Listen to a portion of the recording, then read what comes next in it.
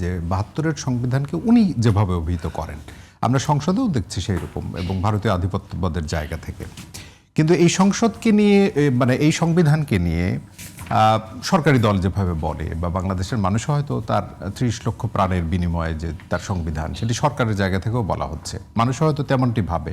আপনি কিভাবে দেখেন? ওনার এই আইনের বিতর্কে না গিয়ে উনি চমৎকার করে একটা কথা বলেছেন, আপনারও আজকে, যে সংস্কার নাকি সংশোধনী।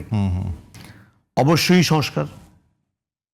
সংস্কারের জন্যই তো জুলাই বিপ্লব, জুলাই অভ্যুত্থান। যদিও বিপ্লব মানতে নারাজ, কারণ এই বইয়ের মধ্যে জুলাই অভ্যুত্থান লেখা আছে। কালকে এই ডিবেটটা শোনার জন্য শাহরিয়ার ভাই, আমি কালকে পার্লামেন্টে ছিলাম এবং আমি বিরোধী দলীয় নেতার বক্তব্য শুনেছি, জি, আমাদের জুলাই বিপ্লবের সৈনিক আক্তারের বক্তব্য শুনেছি, আমি হাসনাতের বক্তব্য শুনেছি, আমি স্বরাষ্ট্রমন্ত্রী মহোদয়ের বক্তব্য শুনেছি, মাননীয় আইনমন্ত্রী বক্তব্য শুনেছি, বক্তব্যগুলো শুনেছি।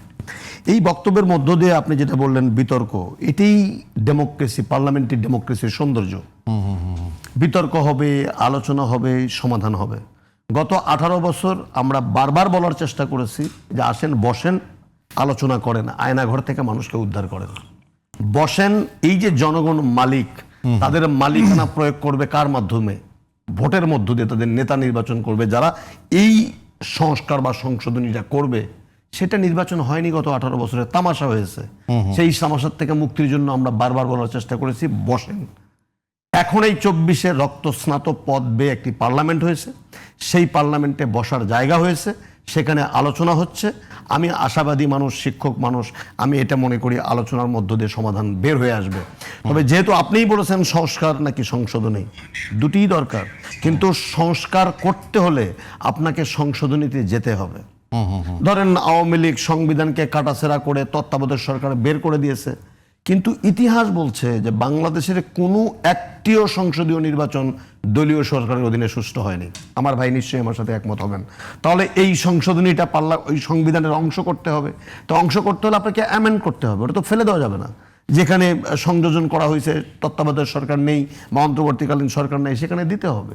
বিচারাঙ্গনে বিচারপতি নিয়োগের যে পদ্ধতির কথা ওনারা বলেন, যেন তেন একজন লোক, ইভেন এমনও আমরা দেখেছি যে প্রধান বিচারপতির দরজায় লাথি দিয়েছে, তারা বিচারপতি হয়েছে, বিচারপতি হয়ে মানুষের অবিচার করছে, বিচারের নামে জুডিশিয়াল কিলিং হয়েছে, আমরা দেখেছি।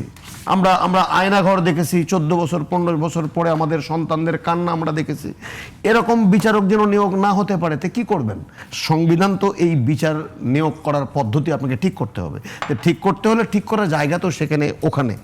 আমি যেটা, উনি যে বিরোধের কথা, সংবিধান সংস্কার, কে চায় না যে আরেকটি ফ্যাসিস্ট এদেশে তৈরি হোক? কে চায় যে ফ্যাসিস্ট মুক্ত আরেকটি ফ্যাসিস্টের পুনর্জন্ম এখানে হোক? কে চায় আমার সন্তান, এই 1400 সন্তানের রক্তের মধ্য দিয়ে যে সম্ভাবনা তৈরি হলো, সেই সম্ভাবনাটা কারু খামখেয়ালির জন্য নষ্ট হোক? এটা কেউই চায় না। শাহরিয়ার ভাই চায় না, আমিও চাই। মানে খামখেয়ালিটা করছে কারা? আসলে কেউ করছে, আমি সেটা বলছি না। আমি বলছি তারা নষ্ট না, নষ্ট নয়। আমি বলছি এই যে আচরণটা, আজকের পার্লামেন্টে যারা ডিবেট করছে, তারাতে অন্তত দুটি বড় স্টেক হোল্ডার। আমি অন্তত গত 18 বছর একসাথে বিরোধী দলে ছিলেন, একসাথে মন্ত্রী পরিষদে ছিলেন, একসাথে ট্রেজারি বেঞ্চে ছিলেন, একজনে বিরোধী দলের বেঞ্চেও বসেছিলেন। আমি 18 বছর আগে বিরোধী দলে যখন এই সংসদরা ছিলেন, আমি সেখানে বক্তব্য শুনছিলাম। 18 বছর পরে কালকে সৌভাগ্য হয়েছে, আমি তো চমৎকার যুক্তি তর্কের ডিবেট আমি দেখেছি। তারপরে যেটি হয়েছে, আমি আশাবাদী মানুষ এই কারণে বললাম যে এত তর্ক বিতর্ক হচ্ছে, তারপরেও আমরা দেখলাম যে বিরোধী দলীয় নেতা এবং মাননীয় প্রধানমন্ত্রী এক টেবিলে বসে হাস্যোজ্জ্বল মুখে তারা গল্প করছেন, কথা বলছেন। এই যে পজিটিভ একটা গেস্টার, আমি মনে করি এই যে বিতর্কগুলো হচ্ছে, এই বিতর্কের সমাধানের একটি শুভ সূচনা অবশ্যই হতে পারে।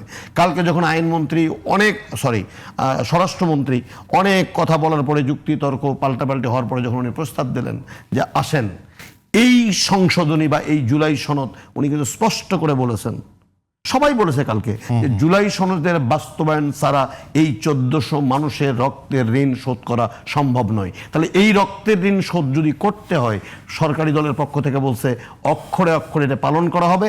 বিরোধী দল চায় এর একেবারেই, মানে কি বলবো, ইনটোটো হুবহু এর বাস্তবায়ন চায়। তাহলে চাওয়ার মধ্যে যখন কোনো পার্থক্য নেই, ফারাক নেই, বাস্তবায়নের পদ্ধতি নিয়ে যে খুঁটিনাটি 133টি অর্ডিন্যান্স, তার বেশিরভাগ অর্ডিন্যান্সে একমত হয়েছে। কিছু অর্ডিন্যান্সে বাস্তবায়ন প্রক্রিয়া নিয়ে দ্বিমত হয়েছে, কিন্তু সেটা বাস্তবায়ন করা হবে না এরকমটি আমি অন্তত শুনিনি।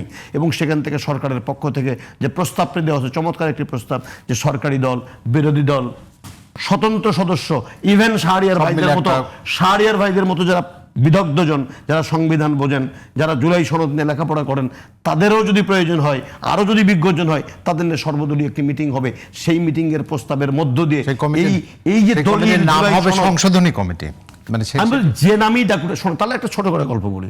আমার এক স্যার বলতেন যে বিড়াল সাদা না বিড়াল কালো এটি খুব বেশি গুরুত্বপূর্ণ নয়, বিড়াল বাড়িতে ইঁদুর ধরে বাড়ি মুক্ত করে কিনা, পরিষ্কার করে কিনা, সেটা গুরুত্বপূর্ণ।